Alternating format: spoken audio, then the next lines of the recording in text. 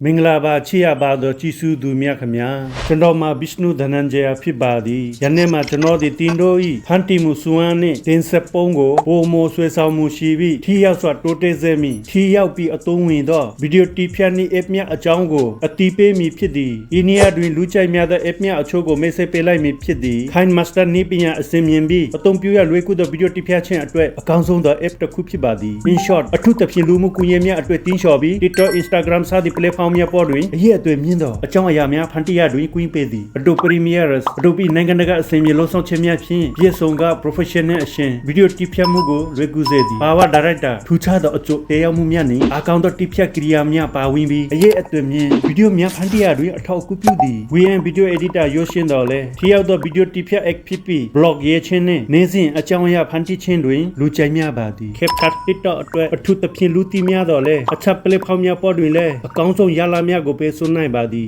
app များအားလုံးကိုအသုံးပြုခြင်းဖြင့်တင်ဗီဒီယိုတီဖြတ်မှုကိုထီရောက်စွာပြုလုပ်နိုင်ပါသည်သို့သော app များထဲမှာယနေ့ကျွန်တော်အထူးသဖြင့် Yuka app ကိုပြောလိုပါသည် Yuka ဒီရွေးရှင်တော်လဲအားကောင်းသောဗီဒီယိုတီဖြတ် app တစ်ခုဖြစ်ပြီး TikTok Instagram YouTube စသည့် platform များအတွက်အကြောင်းအရာကိုလွယ်ကူစွာပြင်ဆင်ဖန်တီးရတွင်ကွင်းပေးသည်အကြီးမားဆုံးအားသာချက်မှာအခမ်းမြဖြစ်ပြီးဝါတမမပောင်းဝင်ခြင်းဖြစ်သည် Yuka ဒီတင်ဟန်လွယ်ကူရဲ့ထီရောက်ပြီး professional အစဉ်ဗီဒီယိုတီဖြတ်မှုအတွက်အကျုံးပေးစွန်းသည်တင်းဒီယခုစာတင်သူဖြစ်ပါစေသို့မဟုတ်အတွက်အကျိုးစီသူဖြစ်ပါစေ Yuka ဒီတင်တီဖြတ်ခရီးကိုအလွန်လွယ်ကူစေပြီးပြောဆွင်းစေမည်ဖြစ်သည် Yuka ဒီလူချိုက်များသော mobile app တစ်ခုဖြစ်ပြီး Android နှင့် iOS platform များပေါ်တွင်အသုံးပြုနိုင်ပါသည် app ဒီဗီဒီယိုများကိုဖြတ်တောက်ခြင်းပေါင်းစပ်ခြင်းထူးခြားသောအကျိုးသက်ရောက်မှုများထည့်သွင်းခြင်းနှင့်အမျိုးမျိုးသောပုံစံများဖြင့်တီဖြတ်ခြင်းများပြုလုပ်ရန်အခွင့်အလမ်းပေးပါသည်အသုံးပြုရလွယ်ကူပြီး app အတွက်အထူးကျွမ်းကျင်မှုမလိုအပ်ပါသင်ရလွယ်ကူပြီးရိုးရှင်းသောတီဖြတ်မှုအတွက်အကျုံးပေးစွမ်းပါသည်၎င်းကိုစာတင်ရန်အတွက်တင်ဖုန်းတွင် Play Store ကိုဖွင့်၍Yuka ဟုရိုက်ထည့်၍ရှာဖွေပါထို့သော app ကို download လုပ်ပြီးပါကတင်မှဒီ app ကိုအသုံးပြုရန်ပြီးဆုံးစွာပြင်ဆင်ပြီးဖြစ်ပါပြီထို့ပြီးနောက် Yuka ကိုဖွင့်လိုက်ပါ app ကိုဖွင့်လိုက်သောအခါ new project ခလို့ကိုတွေ့မြင်ရမည်ဖြစ်သည်ထို့နောက်အပေါင်းလက္ခဏာကိုနှိပ်ပြီးတင်ဗီဒီယိုသို့မဟုတ်ဓာတ်ပုံဖိုင်များကိုရွေးချယ်ပါတင်ဒီ Pro version ကိုအသုံးပြုလို့ပါက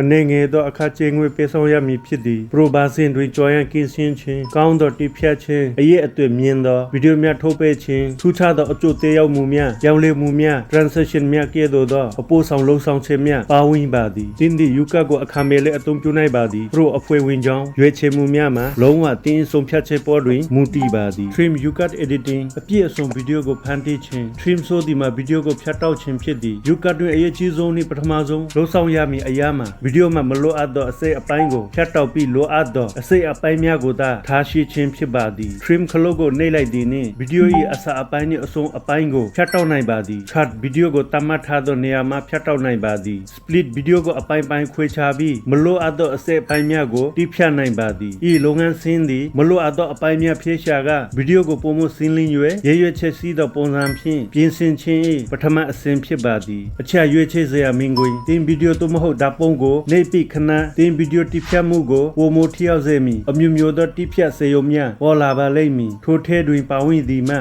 Trim Split Speed Volume Captions Animation Delete Crop Copy Opacity Replace Voice Changer Rotate Shot Freeze Reverse Curve အနေငယ်မကျဉ်းလင်းတဲ့သောတိဖြတ်စေရုံများအထက်မှတွေ့ရှိလိမ့်မည် app များအားလုံးကိုအသုံးပြုခြင်းဖြင့်တင်ဗီဒီယိုတိဖြတ်မှုကိုထီရောက်စွာပြုလုပ်နိုင်ပါသည် Speed Volume Caption တွင် Speed ဒီဗီဒီယို၏လှုပ်ရှားမှုအရှိန်ကိုတက်တနေစေ၍သို့မဟုတ်မြန်ဆန်စေသည် Volume အတန်းကိုပိုတိုးစေသည်သို့မဟုတ်နေစေနိုင်သည် Caption စာသားထည့်၍ဗီဒီယို၏သတင်းအချက်အလက်များကိုပိုမိုစင်းလင်းစေနိုင်သည် Animation Delete တို့တွင် Animation ဗီဒီယိုကိုဆွဲဆောင်မှုစီစေရန် Intro နှင့် Outro Animation များ Combo နှင့် Loop များကိုအသုံးပြုနိုင်ပါသည် Delete မလိုအပ်သောအပိုင်းများကိုဖယ်ရှားရန်အသုံးဝင်သောလုံဆောင်ချက်ဖြစ်ပြီးလူတိုင်းသိရှိပြီးသာဖြစ်သည် Crop TikTok YouTube Instagram ကဲ့သို့သော platform များအတွက်မလိုအပ်သောရုပ်သက်တဲ့အပိုင်းများဖယ်ရှားပြီးလိုအပ်သောအစိတ်အပိုင်းများသာထားရှိနိုင်သည်သတိပြုရန်အမြင့်တောင်းဆိုချက်အတိုင်း right mark ကိုနှိပ်၍တင်စီရန်မမဲကြပါနီ copy video စာသားအတန်းစားသည့်အရာများကိုမေတ္တူကူယူပြီးမကြခဏအသုံးပြုနိုင်ပါသည် opacity video သို့မဟုတ်စာသားကို100%မှ300%အထ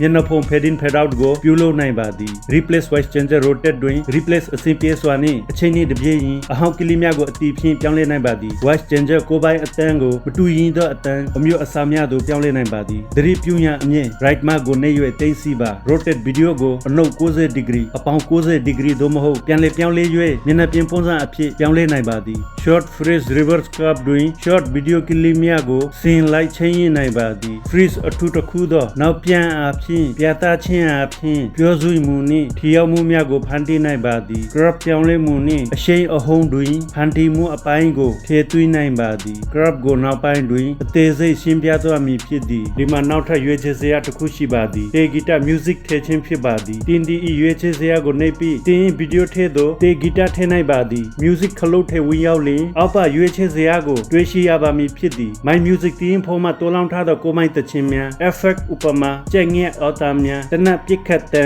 မိုးရွာခြင်းနှင့်မိုးကြိုပစ်ခတ်တံထိုကဲ့သို့သောအတန်တရောက်မှုများရှိပါသည် recent မကြသေးခင်ကအသုံးပြုခဲ့တဲ့တခြင်းသားများ feature လူကြိုက်များပြီးရွေးချယ်ထားသောတခြင်းများထိုအပြင် my music မှာတင်နစ်တဲ့တခြင်းများကိုလည်းထည့်သွင်းနိုင်ပါသည်ဤရွေးချယ်စရာများအားလုံးဖြင့်တင်ဗီဒီယိုကိုပိုမိုထိရောက်စေပြီးဆွဲဆောင်မှုအားကောင်းလာပါသည်တင်ဒီယခုစာတင်သူဖြစ်ပါစေသို့မဟုတ်အတွေ့အကြုံရှိသူဖြစ်ပါစေယူကဒီတင်တီဖြတ်ခရီးကိုအလွန်လွယ်ကူစေပြီးပြောဆွင်းစေမည်ဖြစ်သည်ထို့ပြီးနောက် filter ရွေးချယ်ပါဤနေရာတွင်မတူရင်သော filter များကိုရွေးချယ်နိုင်ပါသည်ဗီဒီယိုအတွင်းအယောင်နှင့်ထိရောက်မှုများထည့်သွင်းခြင်း filter များကိုအသုံးပြု၍တင်ဗီဒီယိုတွင်အယောင်များနှင့်မြင်ကွင်းထိရောက်မှုများထည့်သွင်းနိုင်ပါသည် filter ကိုနှိပ်ပြီးနောက်တင်နစ်တဲ့သည့် filter များကိုရွေးချယ်နိုင်ပါသည်ထို့အပြင် adjust ခလုတ်ကိုအသုံးပြု၍ filter များကိုတင်လိုအပ်ချက်အတိုင်းပိုမိုကောင်းမွန်စေနိုင်ပါသည် adjust tool ရွေးချယ်စရာများ lightness ဗီဒီယိုအလင်းကိုအသုံးပြု၍ရောင်ခြည်များကိုထိန်းညှိနိုင်ပါသည် contrast အယောင်များကိုအသုံးပြု၍ပိုမိုထင်ရှားပြီးအနည်းဆုံးဖြစ်အောင်ပြုလုပ်နိုင်ပါသည် saturation အယောင်နဲ့ထိုက်မှုပိုမိုချဲ့တင်ပြီးသို့မဟုတ်လျှော့နေစေနိုင်ပါသည် shadow ဗီဒီယိုအတွင်းတွေ့ချင်းထိတ်ချုံရန်ဖြစ်သည် colors အယောင်အသွယ်များပြောင်းလဲရန်ဖြစ်သည် sharpen ဗီဒီယိုကိုပိုမိုဆင်လင်းစေရန်ဖြစ်သည် grain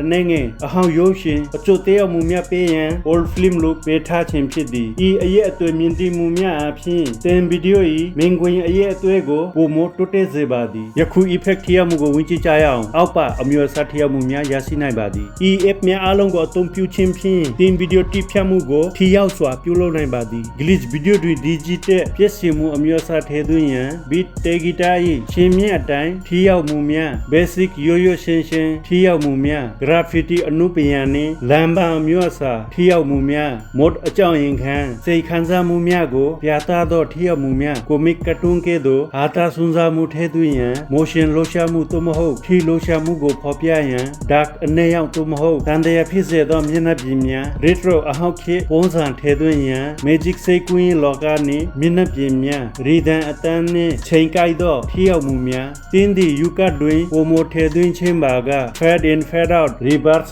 ဒီတို့ကိုလည်းအသုံးပြုနိုင်ပါသည်ဤထိရောက်မှုများသည်တင်ဗီဒီယိုကိုပိုမိုဆွဲဆောင်မှုစီးစေပြီး professional ဖြစ်စေပါသည်ယခုစာသားထည့်သွင်းခြင်းအစင်းကိုကြည့်ပါတင်ဗီဒီယိုတွင်စာသားထည့်လို့ပါကထိုစာသားကိုရွေးချယ်ပါဤနေရာတွင်တင်းချင်းသောစလုံးသို့မဟုတ်စာပိုင်များကိုထည့်သွင်းနိုင်သည်ထိုအပြင်အောက်ပါရွေးချယ်စရာများကိုအသုံးပြု၍စာသားများကိုပိုမိုလာပါစေပါသည်တင်းဒီယခုစာတင်သူဖြစ်ပါစေသို့မဟုတ်အတွေ့အကြုံရှိသူဖြစ်ပါစေယူကဒီတင်တီဖြတ်ခရီးကိုအလွန်လွယ်ကူစေပြီးပြောဆွင်းစေမည်ဖြစ်သည် add စာသားအတီးထည့်ရန် captions ဗီဒီယိုအတွက်အကြောင်းအရာထည့်သွင်းရန် edit စီးပြီးသားစလုံးကိုပြင်ဆင်ရန် front ဖောင်းများရွေးချယ်ရန် color စာသားအယောင်ပြောင်းရန် animation စာသားများကိုလှုပ်ရှားစေရန် split စာသားများကိုခွဲရန် delete မလိုအပ်သောစာသားများဖြည့်ရန် adjust စာသားများ၏အရွယ်အစားဒီနေရာနှင့်နောက်ခံကိုယင်းရန် batch စာသားအမျိုးမျိုးကိုတပြိုင်နက်စီမံခန့်ခွဲရန် copy စာသားများကိုကူးယူ၍တခြားနေရာတွင်ထပ်မံအသုံးပြုရန်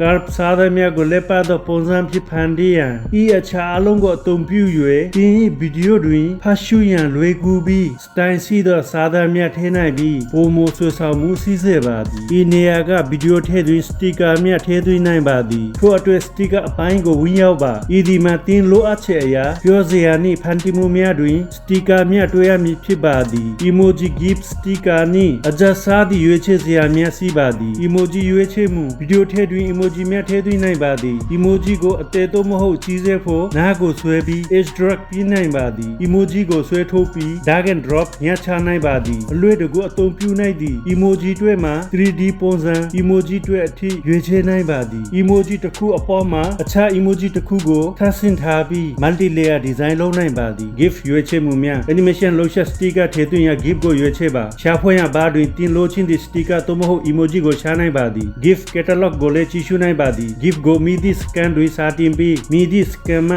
ပြေးရန်တတ်မှတ်နိုင်ပါသည်ထို sticker များရွေးချယ်ပြီးနောက်ထပ်မံအရေးပါသည့် image ပုံများကို plus icon နှိပ်ပြီးထည့်သွင်းနိုင်ပါသည်ထိုအပြင် kata သို့မဟုတ် scissors icon ကိုအသုံးပြုပြီးပုံ၏နောက်ခန်းကိုဖယ်ရှားနိုင်ပါသည်ထိုနောက်တင်စိတ်ကြိုက်ပုံကို animation ပြုလုပ်နိုင်ပါသည်ထိုအပြင် sticker များ adjust ချင်းရင်းနည်းဖြင့် video ထည့်တွင်တိတိကျကျနေရာချထားခြင်းအရွယ်အစားပြောင်းခြင်း opacity ထင်ဟမှုကိုရှော့နေစေခြင်းသို့မဟုတ်တိုးမြင့်ခြင်းပြုလုပ်နိုင်ပါသည်ဤအင်္ဂါရပ်များဖြင့်တင် video ကိုဖန်တီးမှုများစွာဖြင့်တိုးတက်စေပြီးပုံမပြောဆွေးဖွယ်ကောင်းစေပါသည်တင်ဒီယခုစာတင်သူဖြစ်ပါစေသို့မဟုတ်အတွေ့အကြုံရှိသူဖြစ်ပါစေ you can ဒီတင်တိဖြတ်ခရီးကိုအလွန်လွယ်ကူစေပြီးပြောဆွေးစေမည်ဖြစ်သည်ဤ app များအားလုံးကိုအသုံးပြုခြင်းဖြင့်တင် video တိဖြတ်မှုကိုထိရောက်စွာပြုလုပ်နိုင်ပါသည်ယခုဒီမှာအခြားရွေးချယ်စရာတစ်ခုရှိပါသည်၎င်းကို PIP picture in picture လို့ခေါ်ပါသည်ဤအင်္ဂါရပ်ကိုသုံးပြီး video တစ်ခုအပေါ်မှာနောက်ထပ် video တစ်ခုသို့မဟုတ်ဓာတ်ပုံများထည့်နိုင်ပါသည် PIP ကိုသုံးရန်ထို click ကိုနှိပ်ပါ PIP video သို့မဟုတ်ဓာတ်ပုံကိုတစ်ချိန်နှိပ်လိုက်ရင်အရင်ဆုံး add ဆိုတဲ့ရွေးချယ်စရာတစ်ခု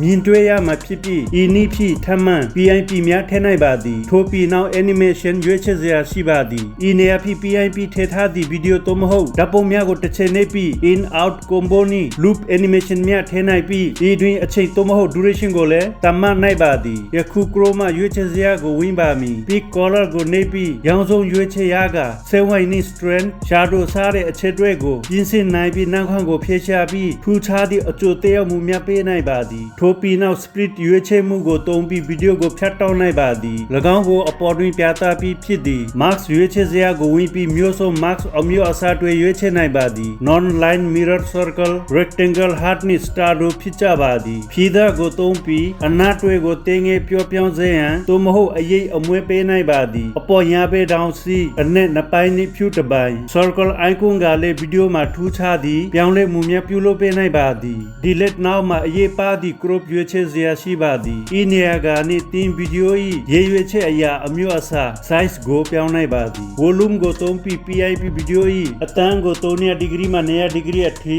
shortcut သို့မဟုတ်တိုးနိုင်ပါသည် blend ကိုအသုံးပြုပြီး PIP video ကိုဖြောချ၍ opacity သို့မဟုတ်ထင်ဟမှုကိုချိန်ရနိုင်ပါသည် fill ရွေးချယ်မှုနှင့် PIP video ကိုတင်လိုအပ်သလို fit သို့မဟုတ် fill ပြုလုပ်နိုင်ပါသည် trim ကိုအသုံးပြုပြီးမလိုအပ်သည့်အပိုင်းများကိုဖြတ်တောက်နိုင်ပြီး filter နှင့်အယောင်မီးအောင်စားသည့်အချက်တွေကိုချိန်ရနိုင်ပါသည် video များကိုပုံမဆွဲဆောင်စေရန် opacity ကိုလည်း300 degree မှ 100 degree အတွင်း shortcut သို့မဟုတ်တိုးတက်နိုင်ပါသည် app များအားလုံးကိုအသုံးပြုခြင်းဖြင့်တင် video တိဖြတ်မှုကိုထိရောက်စွာပြုလုပ်နိုင်ပါသည် speed အင်္ဂါရပ်နှင့် video ၏လင်းမြမှုကိုမြန်ဆန်သို့မဟုတ်ဖြည့်ရောင်စေပါသည် curve အင်္ဂါရပ်က video ကိုထောင်းချင်မိုက်ကွယ်သို့မဟုတ်ဝိုင်းပုံပေးနိုင်ရန် preset တွေကိုသုံးနိုင်ပါသည် duplicate copy voice change freeze နှင့် replace စားသည့်အထူးဖော်ပြချက်များကတင် video ကိုပိုမိုစိတ်လုံးရှာဖွေကောင်းစေပါသည်နောက်ဆုံး rotate ရွေးချယ်စရာမှာအနှုတ်90 degree အပေါင်း90 degree flip နှင့် mirror စားသည့်ခင်မီ video တိဖြတ်မှုအတွက်အထောက်အကူဖြစ်စေသည့်ရွေးချယ်စရာများရှိပါသည်